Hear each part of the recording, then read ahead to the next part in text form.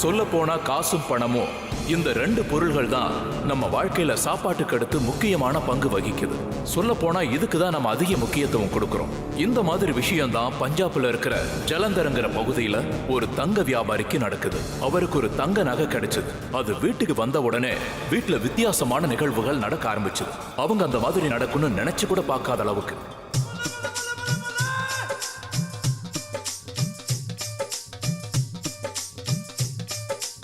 ஓ அண்ணே, நீங்களா? வாங்க வாங்க. முபாரக் பா, முபாரக்.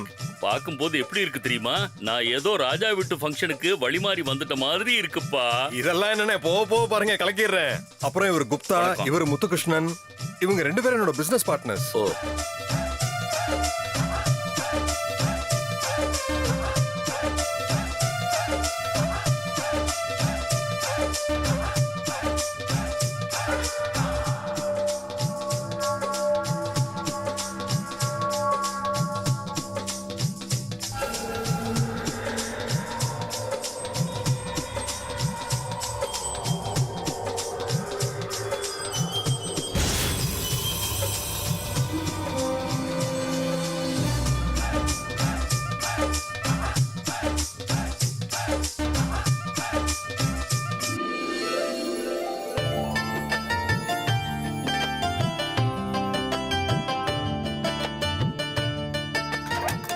ஏய் அக்கா, இங்க இருக்கியா? உனக்காக எல்லாரும் வெளியே வெயிட் பண்ணிட்டு இருக்காங்க.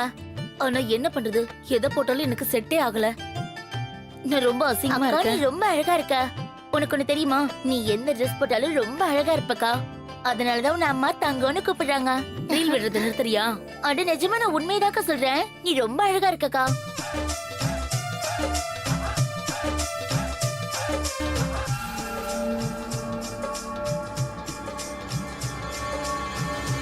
நான் சொன்னது உண்மைதானக்கா?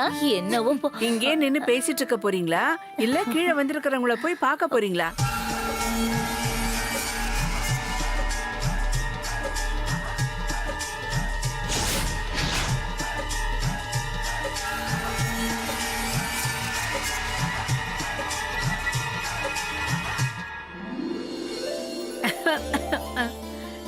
இன்னைக்கு நீ பார்க்க ராஜகுமாரி மாதிரி இருக்க. எவ்வளவு அழகா இருக்க தெரியுமா? இவளுக்கு மை வச்சு விடுங்க, இல்லைன்னா வரவங்க எல்லாரோட கண்ணும் இவ மேலதான் படும். போலாமா? ஓ வாவ், இது சூப்பரா இருக்கும்னு நினைக்கிறேன்க்கா. உனக்கு மட்டும் இவ்ளோ கிஃப்ட்ஸ்? கவலைப்படாத, உனக்கும் சீக்கிரம் கல்யாணம் ஆக போகுது. அப்போ உனக்கும் இந்த மாதிரி நிறைய கிஃப்ட்ஸ் கிடைக்கும்.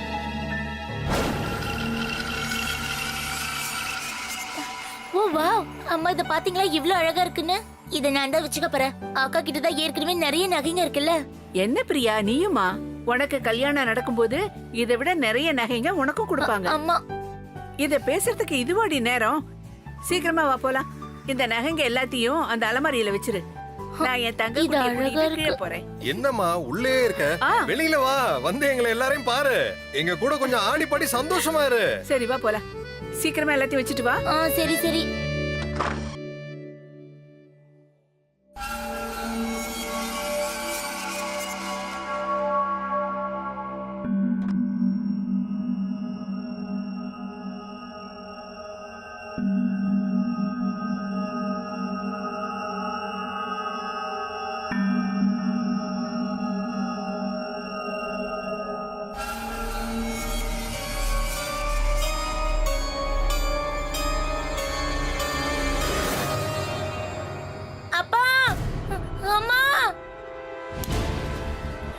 என்னாச்சுமா? என்னாச்சு உனக்கு? என்னாச்சு? என்னாச்சு சொல்லு. என்னன்னு சொல்லு.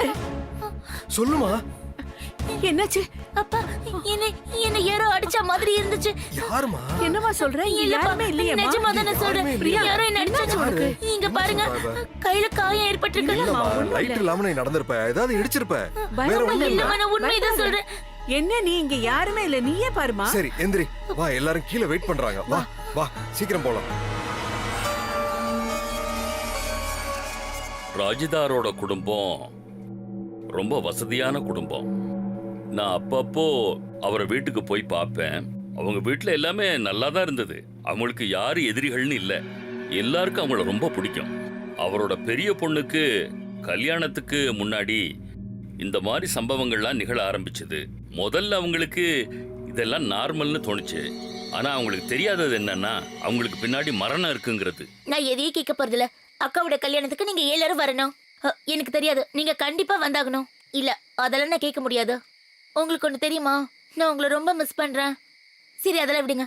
இன்னைக்கு நான் எவ்வளவு அழகா இருந்தேன் தெரியுமா?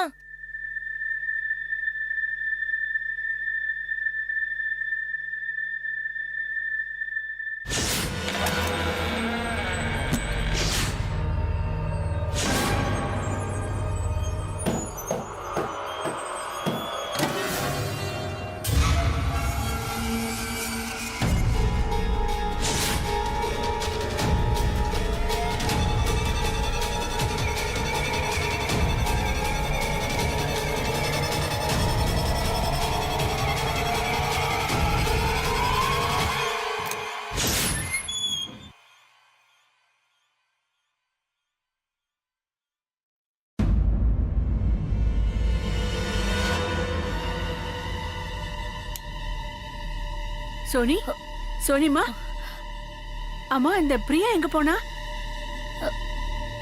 அவ அவ இங்கதான் படுத்துட்டு இருந்தாமா. வெளியே போய் பாருங்கம்மா, போன் ஏதாவது பேசிட்டு இருப்பா. இந்த பொண்ணு இருக்காளே, சொல்லாம கொள்ளாம எங்க போனானே தெரியலையே. நான் இவள என்ன பண்றது? பாத்தியா, கல்யாண வீடு இப்படி அலமாரியை திறந்து போட்டு போலாமா?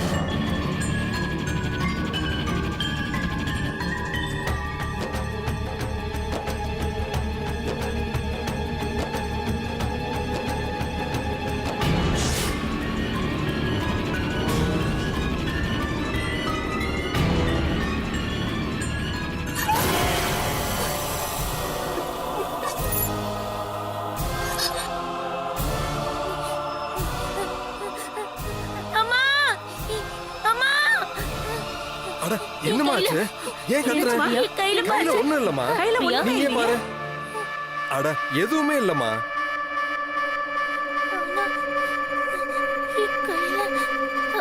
என்னாச்சு? ஒண்ணும் இல்ல. அது வந்து ஓ பாத்து, என்னாச்சு? இவன் மயங்கிட்டான்னு நினைக்கிறேன். என்னாச்சுப்பா? வாங்க. பாத்துக்கோ. கல்யாண வீட்டுல இந்த மாதிரி நடக்கிறதெல்லாம் சகஜம். ஏன்னா கல்யாண டென்ஷன்ல அவ சாப்பிடாம கூட இருந்திருப்பா. நீங்க இதெல்லாம் கண்டுக்காதீங்க, என்ஜாய் பண்ணுங்க. என்னாச்சு என் மகளுக்கு? என்னாச்சு? பாத்துமா. எல்லாமே ஒண்ணும் சரியாயிருமா? இல்லம்மா, சரியா? எல்லாம் சரியாயிடும். கடவுளே, நீ தான் காப்பாத்தணும். என் பொண்ணுக்கு ஒண்ணும் ஆக கூடாது.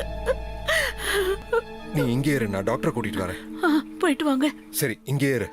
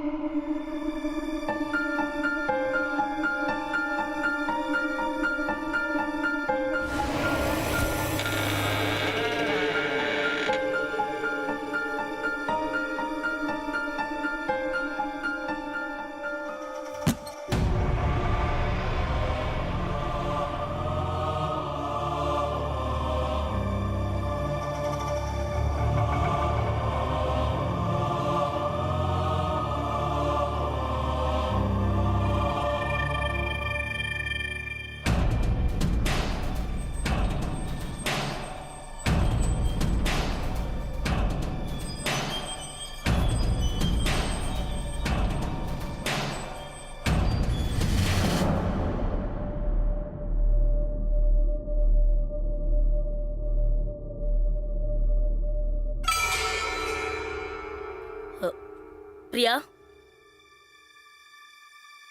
பிரியா இந்த நேரத்துல எங்க போனா?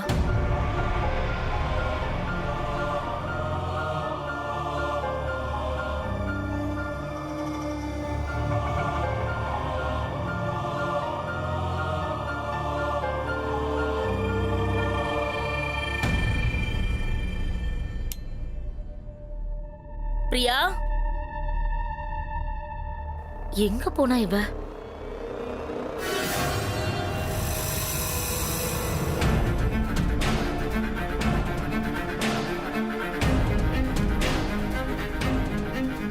பிரியா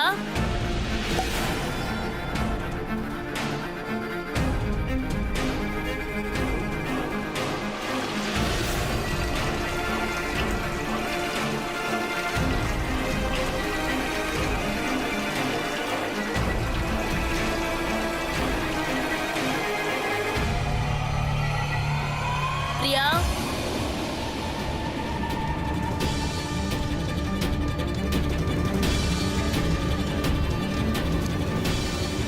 பிரியா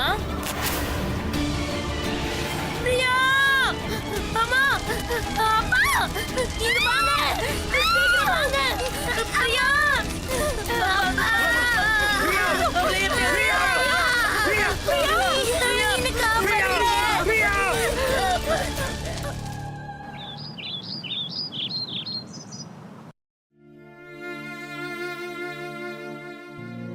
என்னப்பா இது? அந்த கடவுள் வேணா என்ன கூட்டிட்டு போயிருக்கலாம்ல. எதுவுமே தெரியாத இந்த பச்சை மண்ண. இங்க பாருங்க, நடந்தது நடந்து போச்சு, விடுங்க.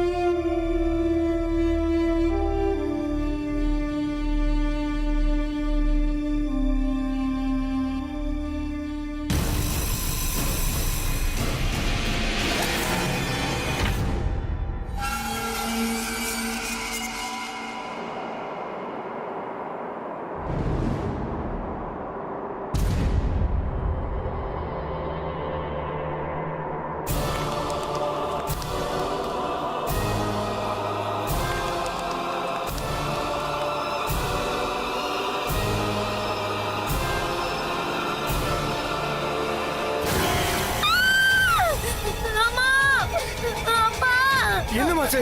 என்னமாச்சு? என்னாச்சு? என்னமா? என்னாச்சு? என்ன சொல்லு. பிரியா பறக்கிறது நான் பார்த்தேன்ப்பா. நான் பார்த்தேன். ஒண்ணு இல்ல பயப்படாத.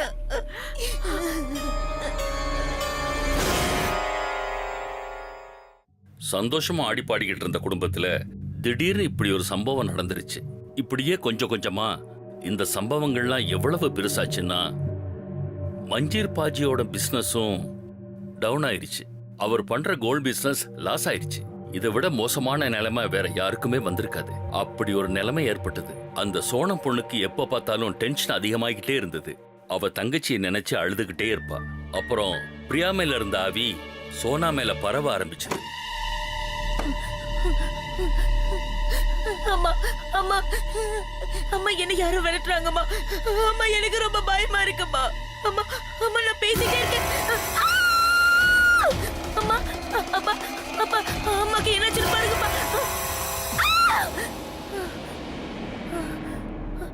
அப்பா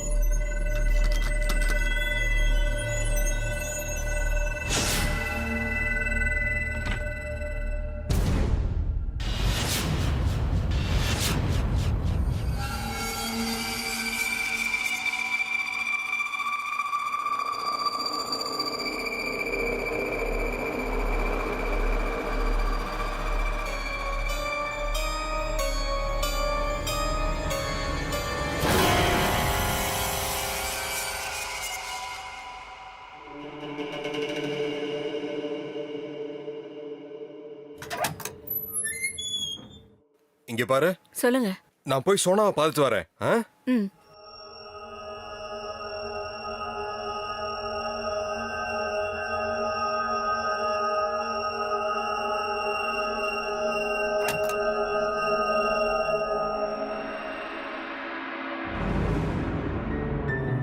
சோனா, சோனா கண்ணு எங்க போயிருக்கான்னு தெரியலையே.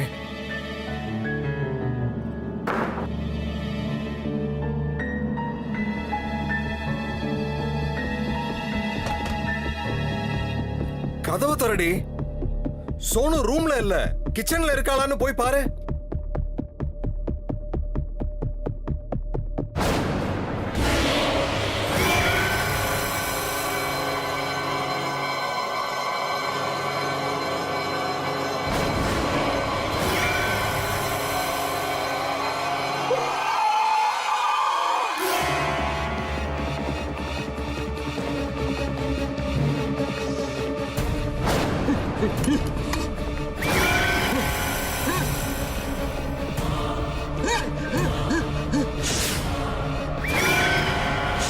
சோனு, சோனு செல்லம், நீ இங்க என்ன பண்ற?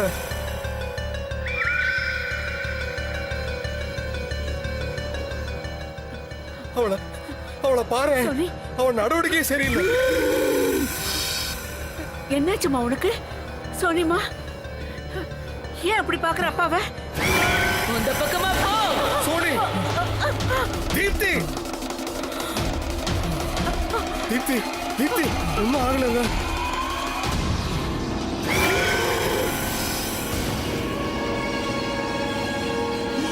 சோனி, சோனி என்னாச்சு? என்னாச்சுமா சோனி?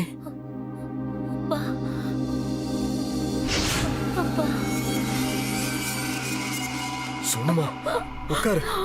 உனக்கு என்னாச்சு? என்னாச்சுன்னு சொல்லுமா. என்னங்க ஆச்சு நம்ம பொண்ணுக்கு? என்ன ஒண்ணும் இல்ல, ஆச்சுங்க? நம்ம சோனிக்கு ஒண்ணும் இல்ல, எல்லாமே சரியாயிடும். சின்ன பொண்ணு பிரியா இறந்ததுக்கு அப்புறமா இப்போதைக்கு மஞ்சித்தோட குடும்பம் நில குலைஞ்சு போயிருக்கு. அடுத்து அவங்க பெரிய பொண்ணு சோனி இந்த நிலைமையில இருக்கிறத பார்த்து அவங்க ரொம்பவும் பயந்து போயிருக்காங்க.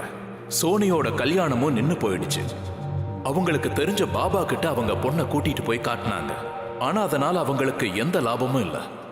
டாக்டராலையும் ஒன்னும் பண்ண முடியல. சோனியோட முழு சரீரமும் காஞ்சி போய்கிட்டு இருந்தது.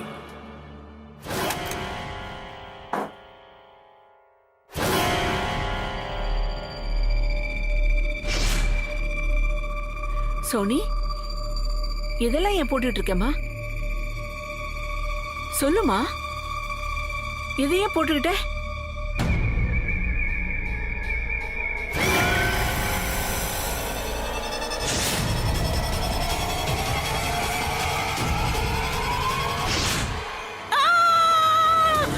ஐயோ, யாராவது காப்பாத்துங்க. ஐயோ,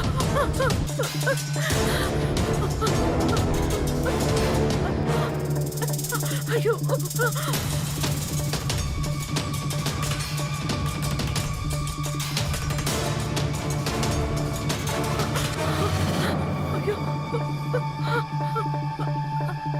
என்ன பண்றது?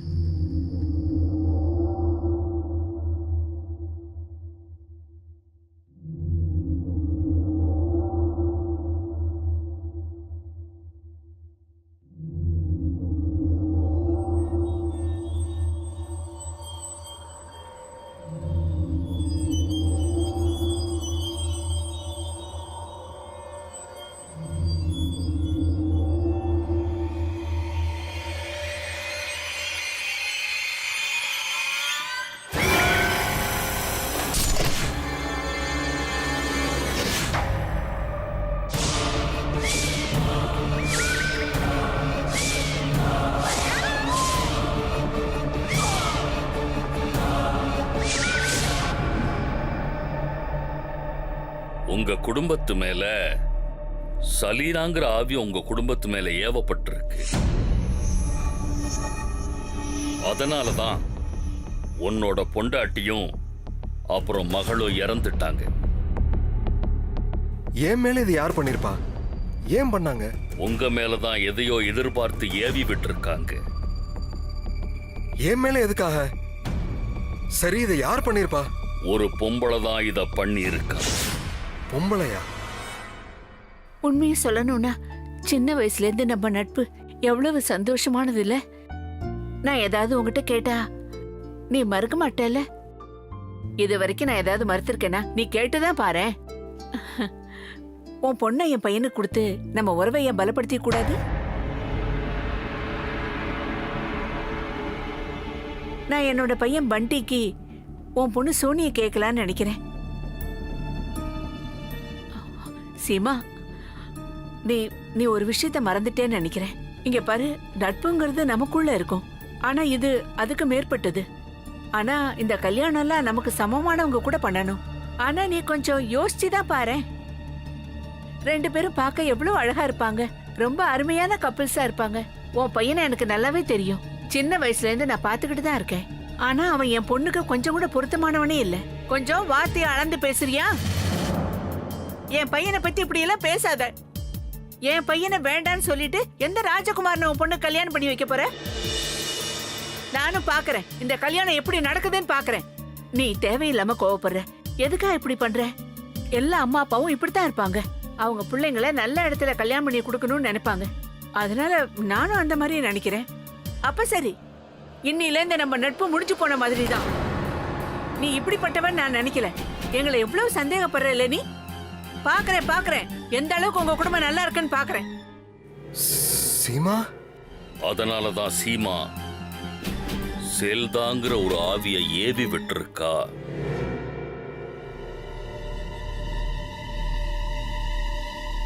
இப்போ உங்களுக்கு எந்த மாதிரியான ஆவிய கொண்டு வர போறேன்னா அது அந்த பொண்ணு மேலேயே கவனம் வச்சுக்கும். அது ரொம்பவே கொடிய ஆவி.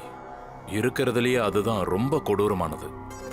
ஆனா ஒரு விஷயம், இதுக்கு மாத்து மருந்துங்கிறது கிடையவே கிடையாது. ஒரு முறை ஏவி விட்டா அவ்வளவுதான். அவங்களோட 7 ஜென்மம் வரைக்கும் இதோட பாதிப்பு இருந்துகிட்டே இருக்கும். நானும் நல்லா யோசிச்சுதான் முடிவெடுத்திருக்கேன். என்னோட மானம் போச்சு இல்ல, அதுக்கு நான் சரியா பழி தீர்த்துக்கணும்னு நினைக்கிறேன். இத பண்ணியே ஆகணும். இத நான் பார்க்க தான் போறேன். அவ பொண்ணு கல்யாணம் பண்ணி வாழ போறாளா இல்ல அல்பாயுஸ்ல போக போறாளான்னு.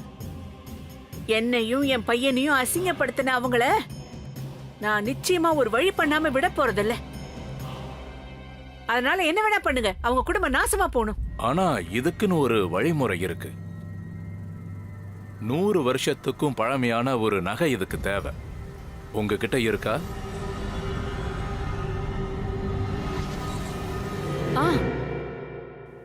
ஒரு நகை இருக்கு.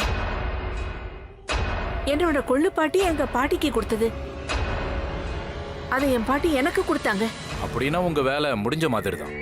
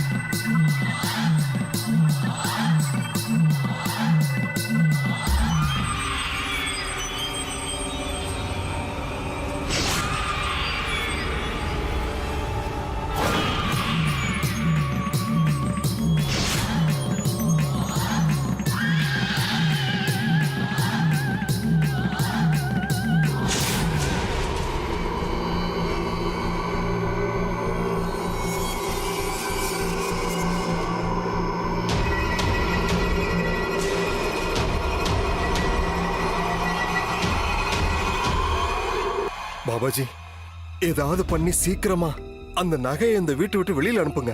அந்த நகைக்கிட்ட இருந்து விடுபடுறது அவ்வளவு சுலபமான விஷயம் இல்லை. இதை யாரால எடுக்க முடியும்னா யாரு இதை செஞ்சாங்களோ அவங்களால. சீமாவா?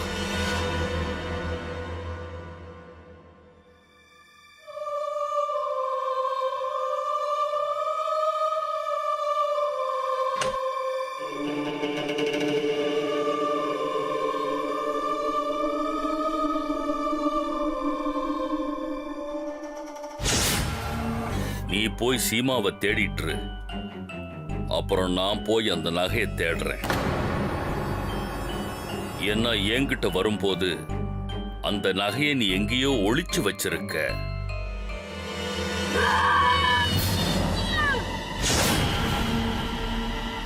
பாபாஜி, சோனி எங்க போயிருக்கா?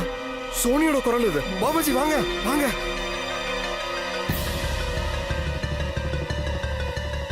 பாபாஜி, சோனி சோனி கதவு திறமா. சோனி. பாபாஜி, சோனி கதவு திறக்க மாட்டேங்கிறா. பாபாஜி நீங்க பாருங்க, எப்படியாவது கதவை திறங்க, ஏதாவது பண்ணுங்க. சோனி சோனி சோனி சோனி. பாபாஜி, சோனி காணும். எங்க போயிருக்கான்னு தெரியலையே. இந்த ரூம்ல அவ இல்ல. எங்க போயிருப்பா? அவ இப்ப அந்த ஆவி கட்டுப்பாட்டுல இருக்கா. அந்த ஆவிதான் அவளை கூட்டிட்டு போயிருக்கு. வெளியில கூட்டிட்டு போயிருக்கா? பாபாஜி அவளை கொன்ற போறா. பாபாஜி அவளை காப்பாத்துங்க. நீ சீக்கிரமா போய் சீமாவை கூட்டிட்டு வா. சீமா கிட்ட தான் அந்த ஆவிக்கான மாத்து மருந்து இருக்கு. என் பொண்ணை காப்பாத்திரலாம்ல? காப்பாத்திரலாம்ல? சொல்லுங்க. அவளுக்கு எதுவுமே ஆகாது. நான் முழு முயற்சி செய்யறேன். குருவோட ஆசீர்வாதம் எப்பவும் எனக்கு இருக்கு. நான் அது வரைக்கும் அந்த நகையை தேடிக்கிட்டு இருக்கேன். ரொம்ப ரொம்ப நன்றி பாபாஜி. நான் போய் சீமாவை கூட்டிட்டு வரேன்.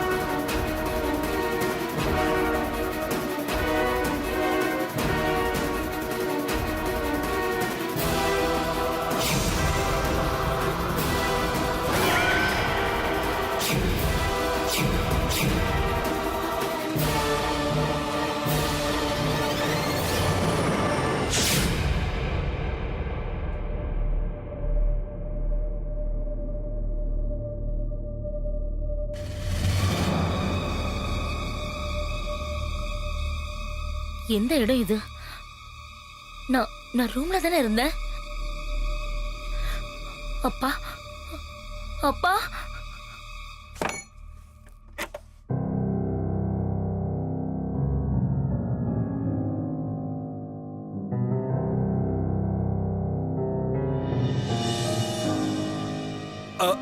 அண்ணே அண்ணே ஒரு நிமிஷம். வாங்க அண்ணே, வாங்க. வணக்கம். வணக்கம், சொல்லுங்க. அண்ணே, இந்த வீட்ல சீமான்னு ஒருத்தவங்க இருந்தாங்கல்ல? ஆமா, இருக்காங்க. ஆமா, ஆனா வீடு பூட்டி இருக்கே. ஆனா அவங்க இப்ப இந்த உலகத்திலேயே இல்ல, இறந்து போயிட்டாங்க. செத்துட்டாங்களா? எப்படி? எப்போ? அது அவங்க எப்ப இறந்தாங்கன்னு எனக்கு சரியா தெரியலங்க. நான் கேள்விப்பட்ட வரைக்கும் விஷயம் என்னன்னா, அவங்க வீட்லயே மந்திரம் தந்திரம்லாம் செஞ்சுக்கிட்டு இருந்தாங்களாம். அப்புறம் அதுவே அவங்கள கொன்னுட்டதா சொல்றாங்க. அதனாலதான் இறந்துட்டாங்களாம். ஆனா அவளுக்கு ஒரு பையன் இருந்தானே, பண்டி, அவங்க பையன். அவனை பத்தியா தெரியுமா? தெரியும். அவன் ஏதோ முக்கியமான வேலை விஷயமா வெளியூர் போயிருக்கான். நாளைக்கு வந்துருவான். ஐயா, என் அப்பாவும் அம்மாவும் எங்க? அம்மா, நீங்க யாரு? நான் சேவாதார், குருத்வாரில இருந்து வந்திருக்கேன். உங்க எல்லாருக்கும் உதவத்தான் நான் இங்க வந்திருக்கேன். உன்னோட அப்பா வந்துகிட்டு இருப்பாரு. உன் அம்மா எப்பவோ இறந்துட்டாங்கம்மா.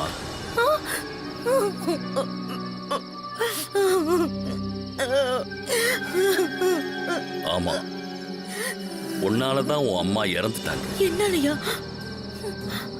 ஆமா, ஆனா அது நீ பண்ணதில்லம்மா. அப்ப நீ அந்த ஆவியோட கட்டுப்பாட்டுல இருந்த. நான் அந்த நகையை கண்டுபிடிச்சிட்டேன். உங்க குடும்பத்தையே அழிச்ச நகை.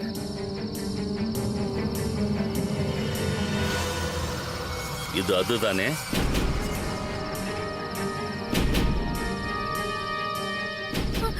ஆமா, இது என் கல்யாணத்துக்கு வந்த கிஃப்ட். அதே நகை. இது நகை இல்ல, இது மரணத்தோட பொடி.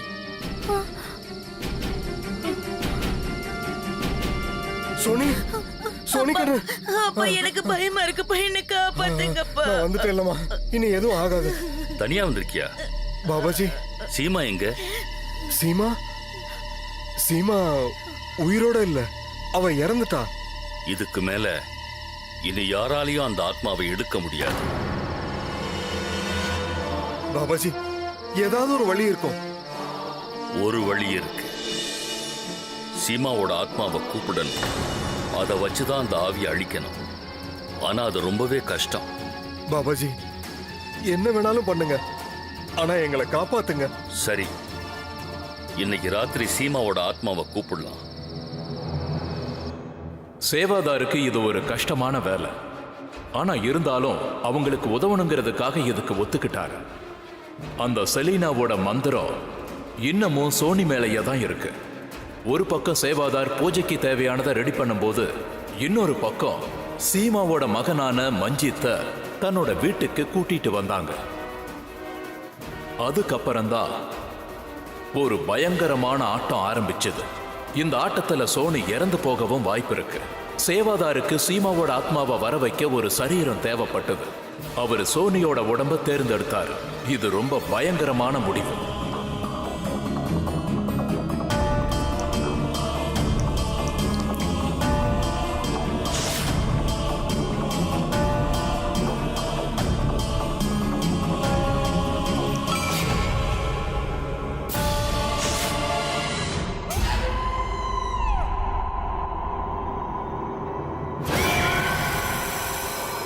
வந்துட்டியா?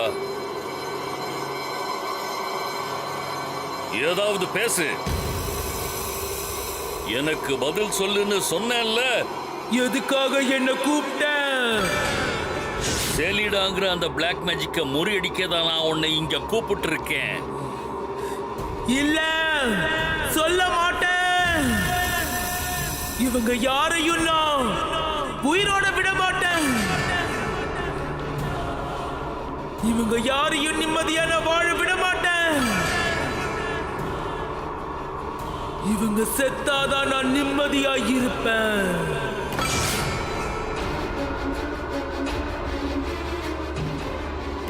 விட மாட்டேன், விட மாட்டேன்.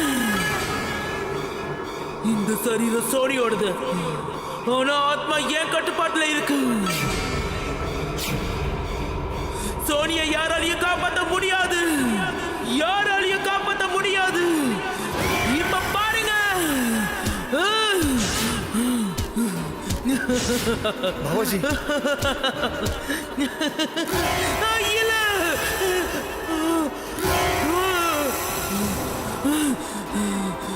நீ இவளை காப்பாத்த போறியா?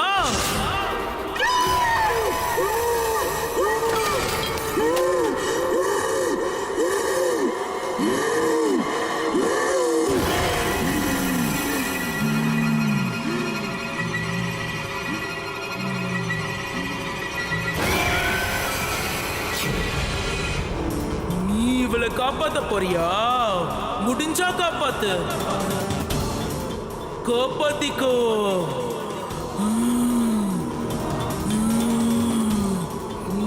காப்பாத்து.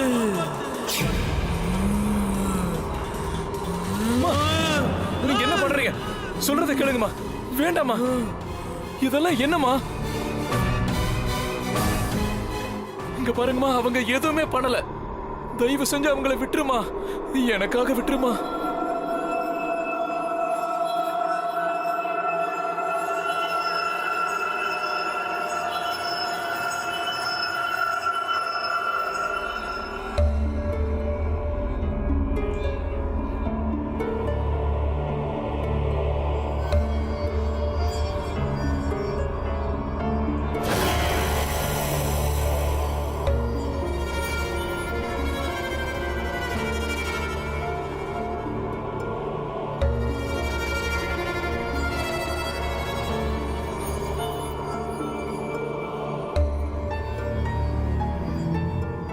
இந்த தண்ணி இப்ப எரிஞ்சா பிரச்சனை முடிஞ்சதுன்னு நினைச்சுக்கோங்க.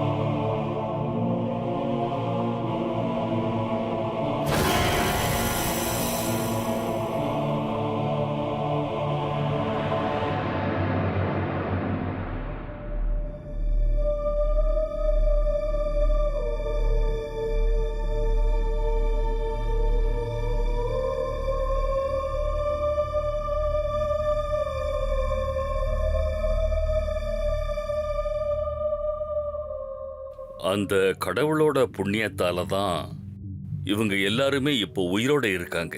சரியான நேரத்துல சேவாதாரர் வரலன்னா எல்லாருமே பஸ்பமாயிருப்பாங்க. இன்னைக்கு அவங்க 2 பேரும் ஜலந்தர் இருந்து ஷிஃப்ட் ஆகி அமலாவுக்கு வந்திருக்காங்க. அப்புறம் 2 நாளைக்கு முன்னாடி தான் நான் அவங்களோட பேசினேன்.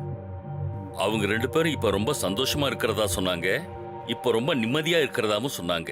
ஆனா நான் என்ன சொல்லணும்னு நினைக்கிறேன்னா, கோவப்படுறது, பகை வச்சுக்கிறது, இந்த மாதிரி பிளாக் மேஜிக் எல்லாம் யூஸ் பண்றது, இதெல்லாம் ரொம்ப ஒரு கொடூரமான செயல்னு தான் நான் சொல்லுவேன். இதெல்லாம் பண்றதுக்கு தான் கடவுள்னு ஒருத்தன் இருக்கானே. மந்திர சக்திகள்ல நிறைய வகை இருக்கு. அதுல பல சக்தி நமக்குள்ளேயும் ஒளிஞ்சுக்கிட்டு இருக்கு. அந்த சக்திகள்ல ஒரு சக்தி தான் பிளாக் மேஜிக். இந்த செலிடன் மாதிரி இந்த வித்தையை தெரிஞ்சவங்க என்ன சொல்றாங்கன்னா, அந்த பிளாக் மேஜிக்கால எங்க வேணாலும் உட்கார்ந்து இறந்து போனவங்கள நம்ம கண்ணு முன்னாடி வர வைக்க முடியுமா? அவங்க நினைச்சதை எதை வேணாலும் தாராளமா பண்ணிக்கலாம். அதாவது கெட்ட விஷயமானாலும் சரி, நல்ல விஷயமானாலும் சரி. இன்னைக்கு நீங்க இந்த எபிசோட்ல பார்த்த மாதிரி பிளாக் மேஜிக்கை நிறைய பேர் நிறைய காரணத்துக்காக பண்றாங்க. ஆனா அதுக்கான முக்கிய காரணம் பகை, மிஸ் அண்டர்ஸ்டாண்டிங், கோவப்படுறதுனால, அப்புறம் பணம். ஜலந்தர் அந்த பிளாக் மேஜிக்கை யூஸ் பண்ணியிருக்காரு. இந்த எபிசோட்ல பார்த்த மாதிரி நம்மள நாம நம்பணும், சுத்தி இருக்கிறவங்களையும் நம்பணும். சந்தோஷமா இருங்க, ஜாக்கிரதையாவும் இருங்க.